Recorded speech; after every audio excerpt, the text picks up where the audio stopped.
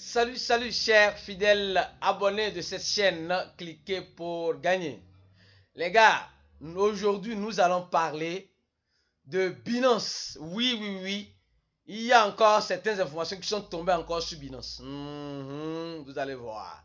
Nous allons parler de Wave, le stablecoin de Wave, les informations que le fondateur de Wave est en train de donner. Nous allons parler des traders professionnels qui ont beaucoup perdu, mais qui ne peuvent pas parler parce que les montants qui ont été liquidés sont beaucoup. Et nous allons expliquer ce phénomène. Nous allons parler de Solana. Oui, Solana. Adama Solana. Maman Solana. Et on peut faire ça. Encore des attaques, hein, les gars. Restez jusqu'à la fin, vous allez découvrir. Et nous allons parler de bien d'autres choses.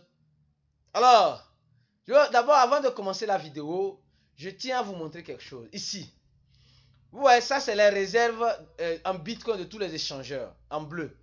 Et nous remarquons qu'à partir de 4 novembre au 16 novembre, il y a eu vraiment beaucoup de sorties en Bitcoin. Donc ça veut dire simplement et clairement que plusieurs personnes ont fini par comprendre que les échangeurs ne sont pas les lieux où nous devons laisser tous nos patrimoines en crypto-monnaie. Certes, on est conscient de ce que nous laissons là-bas. Alors, ce matin, on nous dit ceci. La bonne formation, la bonne information, le bon état d'esprit, tout cela va contribuer à ta réussite dans les crypto-monnaies. Les gars, actuellement là, il y a des gens qui sont en train de pleurer en disant la formation de cliquer pour gagner 80 $, nous n'avons pas les moyens. Je tiens à vous informer que le prix va augmenter très bientôt. Le prix va partir de 80 $ à plus de 100 $ ou 100 $. Oui. Si vous avez déjà fait votre inscription, vous n'avez pas encore payé, vous êtes informé. Quand on ne le sait pas, mais le prix va changer bientôt. Parce que dans cette formation, on te donne l'information analysée dans le groupe VIP. On prépare ton état d'esprit sur ce marché des crypto-monnaies. Oui.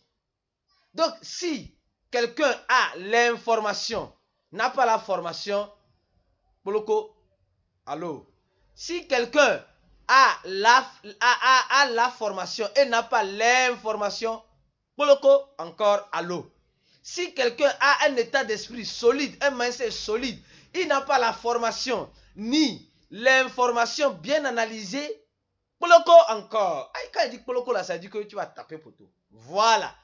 Donc, il faut que si tu veux réussir dans cet univers des crypto-monnaies, il faut apprendre à réunir les trois choses. La formation.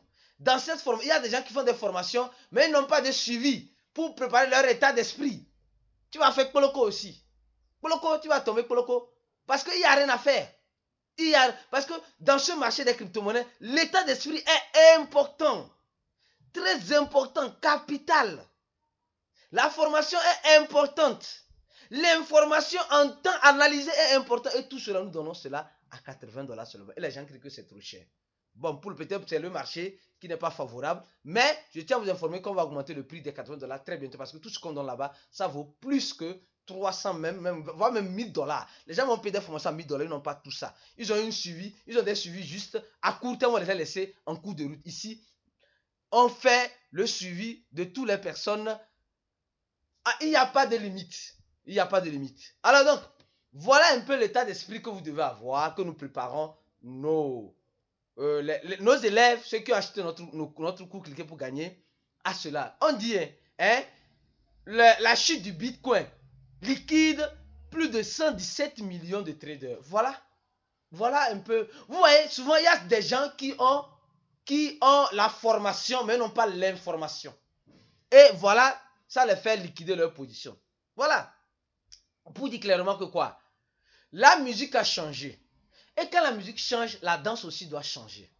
Mais il y a certaines personnes qui continuent de danser sur l'ancienne musique, sans savoir que la musique a changé, parce qu'ils n'ont pas l'information. On nous a parlé de l'inflation qui a diminué, le Bitcoin fait vrim, ça monter à 18 000 $. Les gens se disent, c'est monté, va remonter. Ça va continuer de remonter. Déjà, c'était un piège pour encore prendre encore l'argent des traders. Alors voilà un peu, ça reflète l'image. Hein. Comme je vous dis, si vous n'avez pas la bonne information, vous n'êtes pas bien formé, vous n'avez pas un état d'esprit que nous donnons dans le groupe VIP, vous allez faire coloco. Coloco là, c'est que tu vas tomber, tu vas taper pour toi. Alors, deuxième information rapidement, celle-ci, le fondateur de Wave est en train de nous parler que, voilà, franchement, on aura tout vu. Hein. On aura tout vu. Que le DPEG de leur stablecoin qui est celle-ci n'a rien à voir avec Wave. Or, c'est un stablecoin algorithmique qui est basé sur la crypto-monnaie Wave. Maintenant, on nous dit que ça n'a rien à voir. Voilà, un stablecoin qui est censé avoir une parité avec $1. Hein. Mais regardez, elle coûte $0,5. C'est pas un Luna Terra classique. C'est pas un Luna Terra classique 2 là qui arrive encore pour nous. Ah oui, c'est ça, hein. Franchement. Et ils sont en train de dire qu'ils ont une association de DAO, une association, ils détiennent 10 millions en token de gouvernance en Wave, que non, de ne pas s'inquiéter, que le stablecoin là n'aura pas un impact sur le projet Wave et beaucoup de choses qu'on nous dit. Alors donc, mes frères, mes soeurs, s'il vous plaît, préparez-vous à toute éventualité. Parce qu'il peut avoir un Wave classique. Ah oui, ou bien il peut avoir un USDN classique. À cette allure, on voit les choses là. Franchement, ils sont en train de dire qu'ils sont en train de faire l'actualisation du white paper pour plus de transparence. Affaire de transparence là, mécanisme de transparence, on va s'en sortir. Dans transparence là, on a vu beaucoup de choses. Hein. On continue la vidéo rapidement. On va parler de Solana. Les gars, les gars,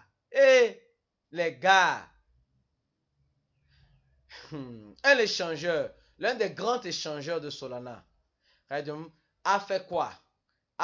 Il y a eu une attaque sur l'échangeur de Solana, le DEX, un peu comme PancakeSwap de Binance Smart Chain. Voilà. Et on nous explique ici clairement que ils ont perdu un peu plus de 2 millions de dollars américains. Oui. Et cette perte-là, voilà, on dit, cette perte-là a été au niveau des pôles de liquidité. Les pôles de liquidité. Souvent, je me pose la question, pourquoi on ne se concentre pas pour arranger ces faits de vulnérabilité-là, hein, au lieu de se concentrer sur les échangeurs centralisés? Souvent, je me pose aussi la question, les échangeurs centralisés n'attaquent-ils pas maintenant les DEX pour que les DEX ne soient pas dernier recours de nous les investisseurs? Parce que si les DEX arrivaient à prendre les sexes qui sont les échangeurs centralisés, ils ne vont plus prendre. Oui. Tu vois, je me pose cette question. C'est une question que je me pose. Peut-être toi qui me regardes, tu t'es jamais fois posé cette question aussi. Peut-être ces attaques-là sont en train d'arriver parce que on ne veut pas que les DEX évoluent. On cherche les failles de vulnérabilité à tout moment pour nous donner le dégoût des DEX. Pensez-y aussi à ça. Alors, cette information, celle-ci, on dit, Binance déclare même Bitcoin qui poursuit. Binance déclare moins de Bitcoin qu'ils ont. Et quand j'ai vu cet article-là, j'ai commencé, vous savez, par réaliser pour vous faire comprendre peut-être certaines choses. Donc, Binance est partie déclarer qu'elle a X quantité de Bitcoin. Déjà, elle a plus que ça. Et j'ai dit, je vais fouiller un peu. Ouais, j'aime beaucoup fouiller. Je vais fouiller un peu. Ici, ça, c'est un wallet de Binance. D'accord, vous êtes d'accord? L'un des plus grands wallets, ils ont plus de 250 000 bitcoins. D'accord, vous êtes d'accord? Après, c'est de Bitfinex.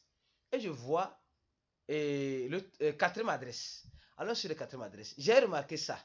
Cette adresse a été créée récemment. Vous voyez, non? Elle a été créée quand? Vous voyez un peu? Le 28 du mois passé, certes, vous avez vu. Alors, quand je vais sur cette adresse-là, je vois simplement qu'il y a juste que 2 entrées. Je peux dire une seule entrée, hein, parce que bon, l'entrée là, c'était de 127 000 bitcoins. 127 351 bitcoins. Et je vais voir clairement bon, d'où vient cette adresse-là. Tiens, quand je vais pour voir là. Voilà un peu. Voilà le nom que vous voyez. Vous voyez un peu, non? Vous voyez un peu? Donc, c'est quelle adresse qui a envoyé ça? Ça peut être encore de Binance. Donc, c'est une adresse non identifiée. Peut-être de Binance, non identifiée. Donc, ça veut dire que Binance doit avoir des fonds répartis un peu partout. Et nous sommes en train de voir ce qui est en train d'arriver au BNB. Et quand nous lisons un peu cet article, on nous demande si Binance est-il réellement stable. Le CEO de Binance, dans cet article, nous dit que ça, on ne doit pas comparer Binance à FTX. Eux ne garantissent pas leurs fonds, etc. Donc, avec le BNB, ils ont un mécanisme de travail un peu différent. Et il y a beaucoup de retraits qui se sont faits sur Binance. Mais tout le monde est en train de retirer. Il y a eu, franchement, les gars, quand nous voyons le BNB, regardons rapidement le prix du BNB. Pour dire simplement, je crois que Binance doit avoir... Non, regardez, moins 16% en...